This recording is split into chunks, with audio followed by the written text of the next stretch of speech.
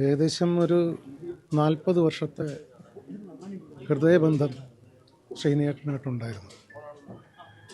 പക്ഷേ എനിക്ക് സംഭവിച്ച നഷ്ടമെന്ന് പറയുന്നത്, അദ്ദേഹത്തിൻ്റെ ഒരു തിരക്കഥ എനിക്ക് ഡയറക്റ്റ് ചെയ്യാൻ പറ്റിയില്ല, എൻ്റെ സിനിമയിൽ അഭിനയിപ്പിക്കാൻ പറ്റിയില്ല.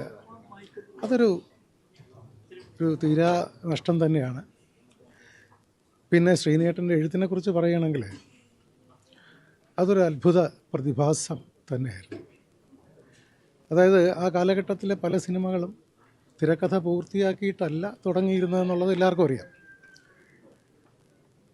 ഒരു ജനറേറ്റർ, നല്ല ശബ്ദമുള്ളൊരു ജനറേറ്റർ സ്റ്റാർട്ട് ചെയ്ത് അതിൻ്റെ തൊട്ടടുത്തൊരു കസേരയും ഒരു ടീപ്പോയും കൊടുത്ത് പേപ്പറും പേനയും കൊടുത്തു കഴിഞ്ഞാൽ തൊട്ടപ്പുറത്ത് ഷൂട്ടിംഗ് നടക്കും. ഇവിടെ നിന്ന് സ്ക്രിപ്റ്റ് എഴുതി പേപ്പറുകളിങ്ങനെ ഷൂട്ടിംഗ് സ്ഥലത്തേക്ക് പറന്നുകൊണ്ടിരിക്കും. അതായിരുന്നു ആ സിനിമകളൊക്കെ നമ്മൾ എന്നും മനസ്സിലോർക്കുന്ന സിനിമകളുമാണ്. ഒരുപാട് ഉത്തമ സിനിമകൾ. ഒന്നാമത്തെ കാര്യം, ശ്രീനിയേട്ടൻ്റെ നർമ്മം എന്ന് പറയുന്നത് തന്നെ ആരെയും ദ്രോഹിക്കുന്ന നർമ്മമല്ല, ആരെയും വെറുതെ പരിഹസിക്കുന്ന നർമ്മവുമല്ല. പറഞ്ഞാൽ അതിനകത്ത് എന്തെങ്കിലും ഉണ്ടാവുകയും ചെയ്യും. വർഷങ്ങൾക്ക് മുമ്പ് ഇറങ്ങിയ സന്ദേശം എന്ന് പറഞ്ഞ സിനിമയിലെ ഡയലോഗുകളൊക്കെ ഇപ്പോഴും ഏറ്റവും കൂടുതൽ ട്രോളിൽ വരുന്ന, രാഷ്ട്രീയ ആക്ഷേപ ഹാസ്യങ്ങളിൽ വരുന്ന, ട്രോളുകൾ വരുന്നതിലൊക്കെ അതിലെ സംഭാഷണങ്ങളാണ്. പിന്നെ നടൻ എന്നുള്ള നിലയ്ക്ക് തീർച്ചയായിട്ടും ഒരു പ്രത്യേക ശൈലി സിനിമയിൽ അഭിനയത്തിൽ കൊണ്ടുവന്ന ആളാണ് ശ്രീനിയേട്ടൻ. അദ്ദേഹം അഭിനയിച്ച എല്ലാ സിനിമകളും അങ്ങനെ തന്നെയാണ്, ഒട്ടുമിക്ക സിനിമകളും അങ്ങനെ തന്നെയാണ്. കഥാപാത്രം നോക്കി മാത്രമേ അദ്ദേഹം അത് അഭിനയിക്കാൻ പോകത്തുള്ളൂ, അത് വേറൊരു കാര്യം. പിന്നെ സംവിധാനം, 2 സിനിമ, വടക്ക് നോക്കി യന്ത്രം, ചിന്താവിഷ്ടയായ ശ്യാമള. ശരിക്കും ഈ ചിന്താവിഷ്ടയായ ശ്യാമള എന്ന് പറയുന്ന സിനിമ ഒരു ടെക്സ്റ്റാണ്. നമുക്ക് എന്നും സൂക്ഷിക്കാവുന്ന ഒരു ടെക്സ്റ്റാണ് ആ സിനിമ. 46 വർഷം മലയാള സിനിമയിൽ നിറഞ്ഞു നിന്ന് ആദ്യം നടനായിട്ട് തുടങ്ങി മണിമുഴക്കം എന്ന് പറയുന്ന സിനിമയാണ് അഭിനയിച്ചത്. അതിനുശേഷം ഡബ്ബിംഗ് ആർട്ടിസ്റ്റായി മമ്മൂക്കയ്ക്ക് വേണ്ടി വരെ ഡബ് ചെയ്തിട്ടുണ്ട്.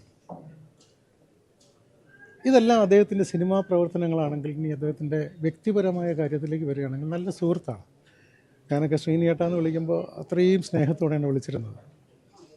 ഒരുപാട് സൗഹൃദങ്ങൾ സൂക്ഷിച്ചിരുന്നു.